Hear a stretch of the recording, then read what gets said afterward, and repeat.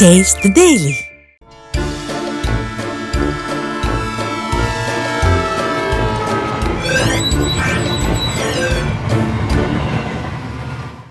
மக்கா வணக்கம்டே. வெல்லும் தமிழ் பெண்கள்ன்ற பேரில் ஐயா ஸ்டாலின் ஒரு நாடகத்தை நடத்திருக்கிறார். நல்லா கலராக லைட்டை போட்டு சினிமாக்காரங்களை கூப்பிட்டு விளம்பரம் பண்ணியிருக்கிறார். வெல்லும் தமிழ் பெண்கள்ன்ற அந்த பேரில் டைட்டில் வச்சா மட்டும் போதுமா சார்? இங்கே பெண்களோட பாதுகாப்பே பல் இழிச்சிக்கிட்டு இருக்கு. அதை சரி பண்ண எந்த ஒரு நடவடிக்கையும் எடுக்காமல் எதுக்கு இந்த ஏமாத்து வேலை? இந்த நிகழ்ச்சிக்கு மக்கள் வரி பணத்தில் வெட்டி செலவு வேற, விளம்பரம் அது இதுன்னு பல கோடியை காலி பண்ணியிருப்பீங்க. வீண் செலவு செஞ்சு விளம்பரம் பண்ணால் மக்கள் பார்ப்பாங்க, ரசிக்க மாட்டாங்க, ஏமாந்து ஓட்டு போட மாட்டாங்க. அது சரி, 5 வருஷமாக உங்களுக்கு புரியலை, இனி புரிய போகுதா? சரி மக்களே, நீங்கள் போய் குறுஞ்செய்தியை பார்த்துட்டு வாங்க, நான் விரிவான செய்திகளை சொல்கிறேன். மக்கா, வெல்லும் தமிழ் பெண்கள்னு ஒரு பக்கம் நாடகம் போடுற ஐயா ஸ்டாலின், இன்னொரு பக்கம் ஊதியம் கேட்டு போராடுற பெண் தூய்மை பணியாளர்களை இறக்கமே இல்லாம கைது பண்ணிட்டு இருக்கிறாரு.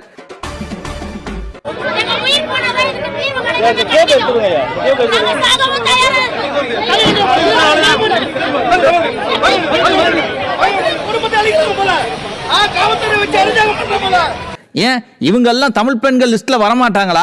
இவங்களை இப்படி அடிச்சு ஒதுக்கிட்டு யாருக்கு சார் விழா எடுக்கிறீங்க?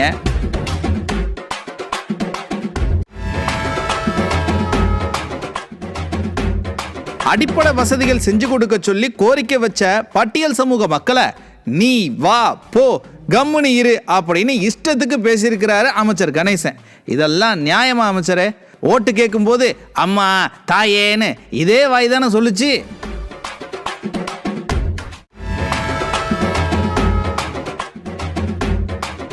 இங்க ஊழல் பண்ண பணத்தை இத்தாலியில முதலீடு பண்ண முயற்சி பண்ணிருக்கிறாராம் அமைச்சர் நேரு.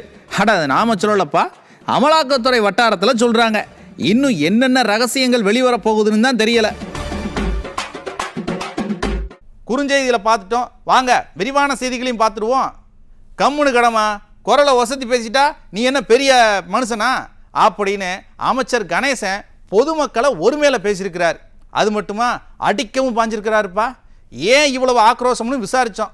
மக்கள் அடிப்படை வசதி செஞ்சு கொடுக்கலன்னு கேட்டாங்களாமா. அதுக்கு தான் ஐயா இவ்வளோ ஆக்ரோஷம் ஆயிட்டாருன்னு சொல்றாங்க.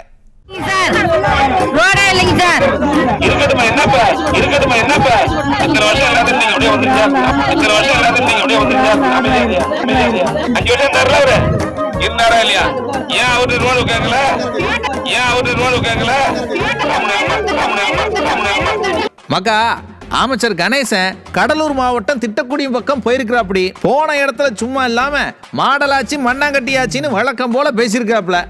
அதை கேட்டு கடுப்பான ஜனங்க ஒரு ரோடு வசதி கூட செஞ்சு கொடுக்கல, என்ன பெரிய மாடலாச்சின்னு கேட்டு விட்டாங்க. கடுப்பான மினிஸ்டர் கணேசன், ஏன் கத்துற, இப்ப என்ன அதுக்கு, இத்தனை நாளா இது இப்படிதானே இருக்கு, இப்ப மட்டும் என்ன அப்படின்னு டென்ஷன் ஆகிட்டாரு பாத்துக்குங்க.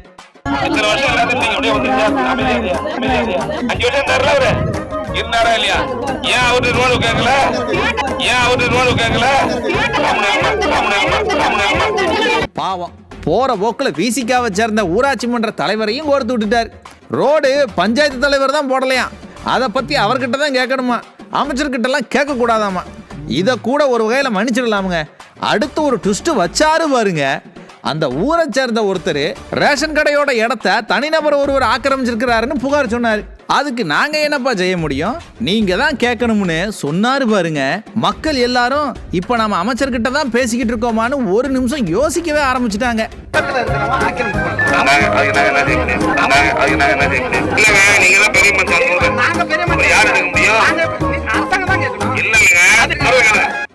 ஆக்கிரமிப்ப அரசாங்கம் சரி பண்ணாதாமா, ஜனங்க தான் கேட்கணுமாமா.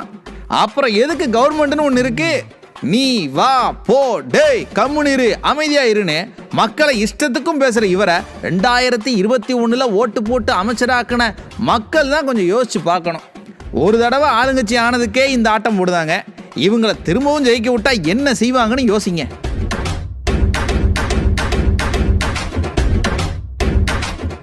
மக்கா, ஐயா ஸ்டாலின் முதலீடு ஈர்க்க போறேன்னு நாடு நாடா சுத்திட்டு இருக்கையில் அமைச்சர் நேரு இங்க ஊழல் பண்ண காசை இத்தாலியில முதலீடு பண்ண முயற்சி பண்ணியிருக்கிறாராம்ப்பா. அமைச்சரோட தம்பி இத்தாலியில் இருக்கிற 4 கம்பெனிகள் கிட்ட முதலீடு சம்பந்தமாக பேசியிருக்கிறாருன்னு அமலாக்கத்துறை வட்டாரங்களில் செய்தி வந்திருக்குது. அமைச்சர் KN நேரு தப்பிக்கவே முடியாதுன்னு அமலாக்கத்துறை வட்டாரத்தில் சொல்லுதாங்கப்பா. அரசு வேலைக்கு லஞ்சம் வாங்கின வகையில் ஒரு 888 கோடி, டெண்டரில் கமிஷன் வாங்கின வகையில் ஒரு 1020 கோடி அப்படின்னு இப்போ வர சுமாரா 2000 கோடி ரூபாய் வரைக்கும் ஊழல் நடந்திருக்கிறத அமலாக்கத்துறை ஆதாரத்தோட சொல்லியிருக்குது. பார்த்துக்குங்க. வழக்கு பதிவு பண்ண சொன்னா வழக்கு பதிவு பண்ணாம அமைச்சரை காப்பாற்றுற வேலையை செய்யுது இந்த ஸ்டாலின் கவர்மெண்ட். இதுக்கு இடையில இங்க ஊழல் பண்ண பணத்தை இத்தாலியில முதலீடு பண்ண முயற்சி பண்ணியிருக்குதா அமைச்சர் தரப்பு. அதை நான் சொல்லலப்பா, விவரம் தெரிஞ்சவங்க சொல்றாங்க. அமைச்சரோட தம்பி இத்தாலியில இருக்கிற 4 கம்பெனிகள் கிட்ட பேச்சுவார்த்தை நடத்திருக்கிறாராம். எப்படி இருக்குதுன்னு பாருங்க. நமக்கு என்ன சந்தேகம்னா, ஐயா ஸ்டாலின் வருஷம் தவறாம வெளிநாடு போறாருங்க. முதலீடு ஈர்க்கோங்கிற பேர்ல சில 1000 கோடிகள் முதலீடு வரப்போகுதுன்னு வேற சொல்றாரு. அதெல்லாம் உண்மையிலேயே அந்த கம்பெனிகளோட முதலீடு தானா, இல்ல இங்க ஊழல் பண்ண காசை கொண்டு போய் வெளிநாட்டு கம்பெனியில முதலீடு பண்ணிட்டு அந்த கம்பெனி தமிழ்நாட்டில் முதலீடு பண்ண போகுதுன்னு சொல்லி ஐயா ஸ்டாலினை வச்சு விளம்பரம் எதுவும் பண்ணுதாங்களா? ஏன் இந்த சந்தேகம் வருதுன்னா, அமைச்சர் நேரு மேல கேஸ் போட மாட்டேங்காங்களே. வழக்கு போட்ட ஐயா ஸ்டாலின் நல்லவர்னு நம்பலாம். வழக்கு போட பயப்படுறதுனால தான் இந்த சந்தேகமே நமக்கு வருது. சரிங்க, இது வரைக்கும் கண்டுபிடிச்ச அமலாக்கத்துறை அதையும் கண்டுபிடிக்காமலையா போயிடும்? கண்டுபிடிக்கட்டும், அதுவரை காத்திருப்போம். மக்கா, ஐயா நேரு மேல லஞ்ச ஒழிப்புத்துறை மூலமா கேஸ் போட சொல்லி பொறுப்பு டிஜிபிக்கு லெட்டர் போட்டுச்சு அமலாக்கத்துறை. பொறுப்பு டிஜிபி சார் தன்னோட பொறுப்பை செய்யாம லீவ் போட்டு போயிட்டதால இப்போ பொறுப்பு டிஜிபி சாரோட பொறுப்பை கவனிச்சுக்க இன்னொரு பொறுப்பு டிஜிபியை போட்டிருக்கிறாங்கப்பா. அவர் யாருன்னா, பொறுப்பா அமைச்சர் மேல கேஸ் போட வேண்டிய லஞ்ச ஒழிப்புத்துறையில பொறுப்புல இருந்தவர்.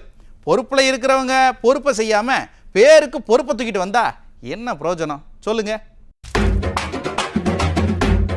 தமிழ்நாட்டுக்கு நிரந்தர டிஜிபி ஒருத்தரை நியமிக்க சொல்லி உச்சநீதிமன்றமே சொன்ன பிறகும் கொஞ்சம் கூட பொறுப்பு இல்லாம பொறுப்பு டிஜிபியை போட்டாரு ஐயா ஸ்டாலின். என்னப்பா இது, நிர்வாகம்னா என்னன்னு இவங்களுக்கு தெரியுமா இல்லையான்னு பலரும் கேள்வி கேட்டாங்க. ஆனா அடுத்தடுத்து ஊழல் வெளிவர போகுதுன்னு முன்னாடியே கணிச்சிட்டாங்களா என்னன்னு தெரியல. இவங்க பேச்சை கேட்குற மாதிரி பொறுப்பு டிஜிபி போட்டாங்க. இப்போ அமலாக்கத்துறை அந்த பொறுப்பு டிஜிபி கிட்ட அமைச்சரோட ஊழல் பற்றியெல்லாம் சொல்லி வழக்கு போட சொல்லுது. பொறுப்பு டிஜிபி உடனே நெஞ்சு வலி வந்து லீவில் போயிட்டாரு. இப்போ அந்த இடத்துக்கு இன்னொரு பொறுப்பு டிஜிபி வந்திருக்கிறாரு. இவராச்சும் வழக்கு போடுவாரா, இல்லை இவரும் ஏதாவது காரணம் சொல்லிட்டு லீவில் போயிடுவாரான்னு தெரியல. எப்படியாச்சும் அமைச்சர் மேலே வழக்கு போடாமல் தப்பிக்கணும்னு ஆளும் திமுக கும்பல் நினைக்குது. அதுக்காக அரசு நிர்வாகத்தையே மொத்தமாக சீர்குலைச்சிட்டு இருக்குது. இப்படிப்பட்ட ஒரு கும்பலுக்கு திரும்பவும் ஓட்டு போடணுமான்னு மக்கள் தான் முடிவு பண்ணணும். மக்கா, தேர்தல் வர்றதால ஐயா ஸ்டாலின் இன்னைக்கு கொஞ்சம் பேருக்கு மகளிர் உரிமை தொகை கொடுத்துருக்கிறாருப்பா. அவர் சொன்னபடி செஞ்சிருந்தா 5 வருஷத்துல 60,000 ரூபாய் வந்திருக்கணும். ஆனா இப்ப 4,000மோ 5,000மோ தான் வரும். இது கூட உங்களை ஏமாத்தி ஓட்டு வாங்கத்தான் கொடுக்குறாரு. தேர்தல் முடிஞ்சு ஒருவேளை ஜெயிச்சா அதுக்கு பிறகு கொடுப்பாரான்னு சொல்ல முடியாது. பெண்களை வெறும் ஓட்டு வங்கியா மட்டும்தான் இந்த திமுக கும்பல் பார்க்குது. ஏமாந்துடாதீங்க. சரி மக்களே, இன்னைக்கு நிகழ்ச்சி இதோட முடிஞ்சது. நாளைக்கு மறுபடியும் சந்திப்போம். நன்றி, வணக்கம்.